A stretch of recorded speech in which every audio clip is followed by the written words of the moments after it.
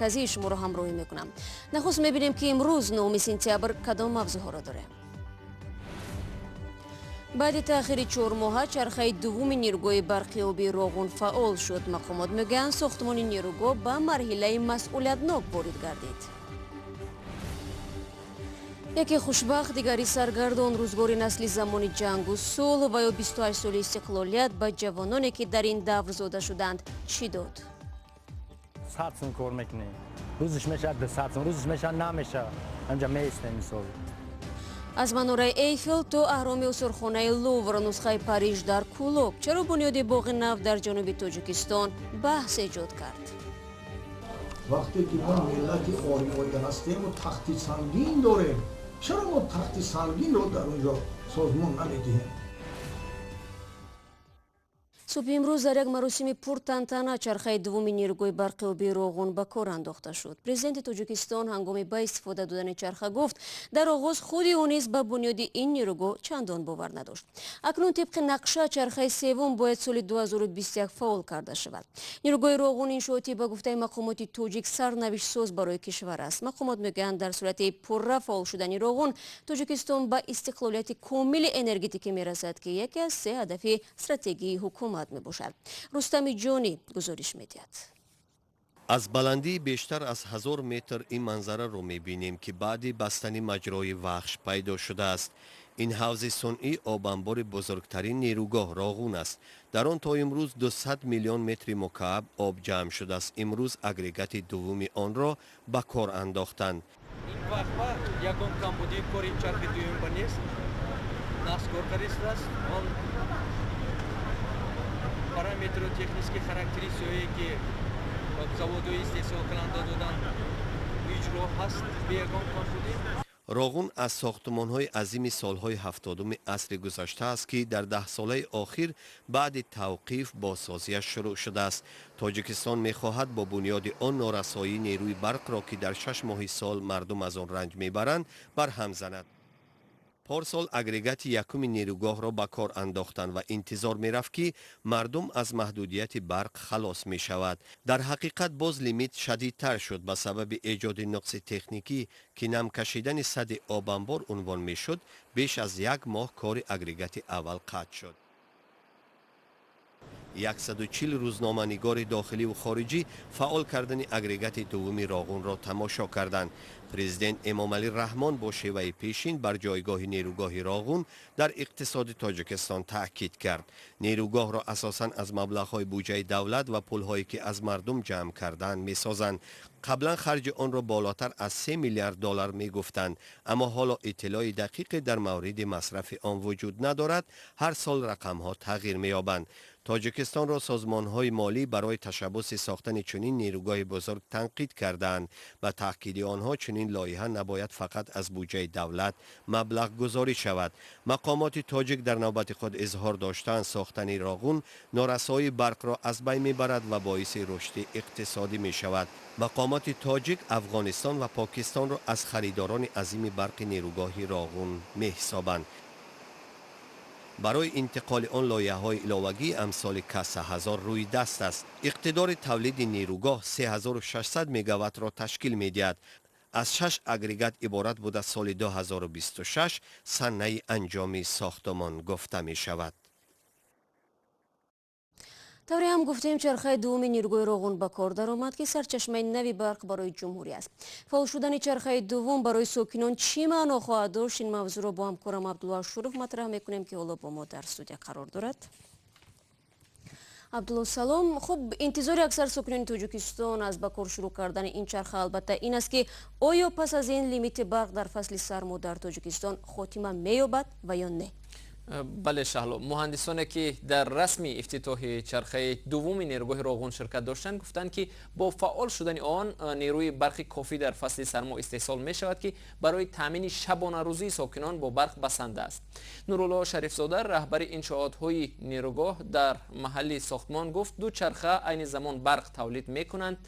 در جواب به اشاره خبرنگاران که سال گذشته نیز چرخه اول پس از چند ماهی کار خاموش کرده شد و در جمهوری دوباره لیمیت برق جاری گردید، این مهندس گفت چرخه های نیروگاه حالا خوب کار میکنند و در آینده چنین مشکل سر نمیزند. اقتدار این چرخه نیروگاه راغون 600 مگاوات است. قریب 12 ساله با ساکنان دهات که 70% از اهالی تاجیکستان در آن زندگی میکنند در فصل سرما از محدودیت برق اذیت میکشند. عبدالله، ساختمان نیروگاه هنوز ادامه دارد و گفته می شود خرج مبلغ‌های هنگفتی را در آینده تقاضا دارد. می شود بگویی که عین زمان ساختمان نیروگاه به کدام مرحله رسیده است؟ شهلا، نیروگاه راغون از 6 چرخه عبارت است. حالا تنها 2 چرخه به کار شروع کرد. این چرخه ها نیز موقتی هستند و موافق نقشه تا سال 2021 برق تولید میکنند و بعدا با چرخه های نو پر اقتدارتر عوض میشوند. اما با به کار پرداختن این 2 چرخه تاجیکستان بار اول امکان پیدا کرد که نیروی برقی که تولید می شود در داخل و خارج بفروشد و از پولی به دست آمده ساختمان نیروگاه را ادامه بدهد. تاجیکستان تا به حال بیشتر با مبلغ‌های خودی ساختمان نیروگاه راغون را ادامه میداد. با اطلاع وزارت مالیه تاجیکستان سال 2019 حدود 222 میلیون دلار برای این ساختمان جدا کرده است. سال گذشته برای ساختمان راغون 4.7 میلیارد سامانی خرج شد که از آن 3.4 میلیارد سامانی از حساب بودجه و باقی از پول یوروبوندها و یا اوراق قیمت‌بها به دست آمده بود. لیمیت از بین می رود یا نه به هر حال وقت نشان خواهد داد، زیرا سردی ها نیز نزدیک می شوند. تشکر عبدالله برای صحبت. من برنامه را ادامه میدهم. امروز در تاجیکستان جشن استقلالیت را تجلیل میکنم. در زمان 28 سال مستقلیت در این کشور نسل بزرگ شده است که در آینده نزدیک سرنوشت تاجیکستان از آنها وابسته خواهد بود.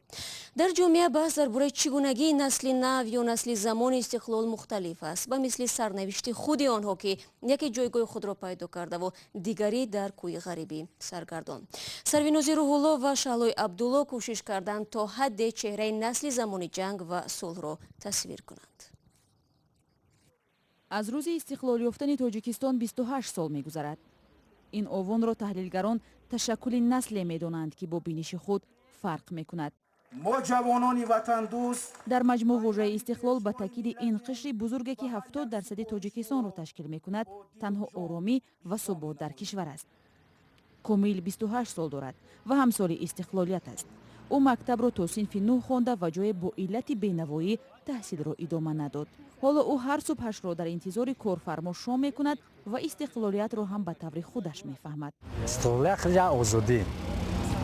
مثلا جنگ نیست. یا مثال شاپا میره، مثال یک وین نیست. جنگ. او هر سال شاهد تجلیل با شکوه روز استقلال تاجیکستان می‌شود. بر استقلال مالی یافتن خویش می‌اندیشد. مثال روزش میشود کار میشود 100 سوم کار میکنی. روزش میشود 200 سوم، روزش میشود نمیشه. همجا میسته مثال. زمستان در کار نیست. مقصد مشکل رفتن اومدن. کار مقصد یک وین نیست که کار کنی. او آرزوی داشتن ماشین و منزل شخصی و هم وظیفه خوبی را در نهادهای دولتی ندارد. میگوید مهم این است که شام برای 3 فرزند خردسالش برده نان برد. میخوام جای یک کاری مقصد دائمی داشته باشم که همجا نبیام دیگه. در چهار یک عصر یک نسل بزرگ می شود و آنهایی که 25 سال پیش تولد شدند مکتب میانه و بعضی ها مکتب عالی را ختم کردند. بعضی ها صاحب کسب و کار شده تا حدی در جامعه مقام هم پیدا کردند. دلارام عالم و خود را جوانی خوششانس می‌داند که محض در همین ایام صاحب معلومات عالی و جای کار شده است. در دوران استقلالیت به غایه رسیدم. استقلالیت به من بسیار چیزها داد. یعنی من در دوران استقلالیت طریق کوتا پرزیدنتی به این دانشگاه داخل شدم. طول 5 سال در این دانشگاه خواندم. دانشگاه را با دیپلم اعلی ختم نمودم. این جوان دختر 24 ساله رشته اقتصادی دانشگاه ملی تاجیکستان را ختم کرده است. با باور او موفقیت به دست خود انسان هاست. بسیاری ها در این اندیشه هستند که وقتی که پدرش وظیفه‌دار یا مادرش وظیفه‌دار باشد بعد آن میتواند جای خود را در جامعه پیدا کند، اما اندیشه من این گونه نیست. خود من پدرم کارگر عادی، مادرم هم کارگر عادی است و من خودم کوشش کردم و با بهای اعلی خواندم، طریق کوتا پرزیدنت داخل شده، با دیپلم اعلی ختم نمودم، از همین لحاظ جای کار خود را پیدا نمودم. بعد از چند سال سرنوشت تاجیکستان به دست نسلی بعد از استقلال می‌گذرد. نسلی که بعضی ها آن را خوشبخت و جهان دیده و آینده ساز می‌خوانند و ایده نسل کم سواد و مهاجر و بی‌برای. زود روزی که به غم پیچید. روز گذشته در جشن 60 سالگیش آوازخوان شناخته توجیک دلیر نظرов مادرش را به خاک سپرد. نادر مقدم شویوا که دو فرزند برومند را به وای رساند بعد از بیماری قلبش از سپیدن باز ماند. مراسم ویدو با قدم شویوا روز 8 سентябр در دوشنبه برگزار شد. مولرجب یوسفی گزارش می‌دهد. نادر قدم شویوا مادر سیاستمدار و کارگردان معروف تاجیک دولت خدا نظرов و آوازخوان شناخته دلیر نظرов در 97 سالگی در دوشنبه درگذشت. مراسم ویدا با خانم قدم شویوا روز 8 سентябр در شهر دوشنبه برگزار شد. نزدیکانش میگویند او چند وقت اخیر از بیماری رنج میبرد. روزای آخر گفت که کار گنده نکن. من همین خاطره آخرونی که از مادر یک وصیتی محترم من گفت کار گنده نکن. نادر قدم شویوا همسر وزیر پیشین فرهنگ تاجیکستان مهربان نظرov می باشد. او در گذشته به حیث راوی رادیوی خاروق و مصحح نشریه بدخشانی سویتی کار کرده است. دوستان خانواده از او به نیکی یاد می کنند. من خیلی دوست داشت. همیشه میگم زور جان شما پسر زور پسر من هستید. اما سه فرزند تربیت کرد. فرزندان آقای جناب که برای از ویا آدمان نیکی میبینن. خود آدم بچه تربیت کردن یک کار کلان است. هر کس نمیتواند در این محیط هم خیلی بچه کنه. حیف که این کس یارو ترک کرد جنت شود. نادر قدم شویوا را در قبرستان سر آسیای شهر دوشنبه به خاک سپاریدند.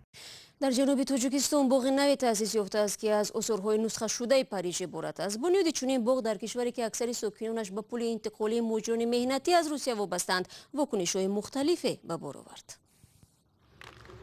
در شهر کولاب کنون پاریس را می‌بینیم. اینجا برج 30 متری ایفل قامت افراخته و خیابانچه به گونه این شهر فرنگی در سرزمین شرقی بنیاد شده است. این گوشه بخشی از باغ مرکزی است و برای دلخوشی ساکنان است. پیدا شدن آن برخی را خوشحال کرده است و برای گروه سوال برانگیز است. شکل اصلی منظور ایفل تمام مردم مثلا در تلویزیون مثلا سیاحان از پیش می‌دانند، این نمی‌تواند که دقت کسی را جلب کند. منتقدان گوشه پاریس به این پندارند هر یادگاری که بنیاد می شود باید به تاریخ مردم و این مکان مربوط باشد. چیزی را باید بسازیم که مربوط به فرهنگ چیزی اینها باید باشد. آنها به این اندیشند در ختلان یادگاری های زیاد موجودند که می بایست جای گوشه پاریس نسخه از آنها را می ساختند. چی لازم وقتی که ما ملت آریایی هستیم و تخت سنگین داریم، چرا ما تخت سنگین رو در اونجا سازمان نمیدیم؟ در پیشی برج ایفل کولاب اطلاعیه نصب شده است و تست تماشابینان به آن نزدیک می شوند. بسیار با من معقول است. مسئولین میگویند وجودی همچنین یک گوشه برای مردم مهم است. نه اینکه تاجیکستان بلکه تمام دنیا رو میبینیم در اینجا. در گوشه پاریس ما باز نمونه از آثارخانه لوور را میبینیم. شب کولاب شام پاریس را میماند و به اقرار یکی از رهگذران هر کس از زاویه خود به آن مینگرد. بعضی مردم میخواهند که ساختنش خوب است، بعضی میگن ناخوب است. این از ذوق آنها وابسته است. باغ مرکزی شهر کولاب را سال 1938 بنیاد کردند. مساحتش 5 هکتار بوده، باری اول از تعمیری کلی می‌بیند و گفتی مسئولین زیاده از 100 جای کاری نو پیدا می شود. و در روسیه روز یگانه رایدهی به انجام رسید. انتخاب کنندگان دیروز رهبران 19 فدراسیا و وکیلان 13 مجلس شهری و منطقوی را انتخاب کردند. فعالان جمعیتی از تقلب فراوان در جریان انتخابات و حمله به نامزدهای مستقل خبر دادند. طبق نتیجه های پیشکی همه رهبران دائمی و اجرا کنندگان وظیفه‌های رهبری در منطقه روسیه که در انتخابات اشتراک داشتند برنده شدند. 15 دقیقه که در اختیار داشتیم به پایان میرسد. برای همراهیتتان سپاس گذاریم. تا 24 ساعت دیگر که نشر نوی برنامه تقدیم می شود از وبسایت رادیو آزادی استفاده کنید. گزارش‌ها و نوارهای جالب در آزادی ویدیو کانال ما در یوتیوب دسترس هستند. صفحه‌های ما در شبکه‌های اجتماعی در خدمت شما بینندگان عزیز قرار دارند. تماشای نوید بامدادی را صبح فردا فراموش نکنید. تا فردا خدا نگهدار.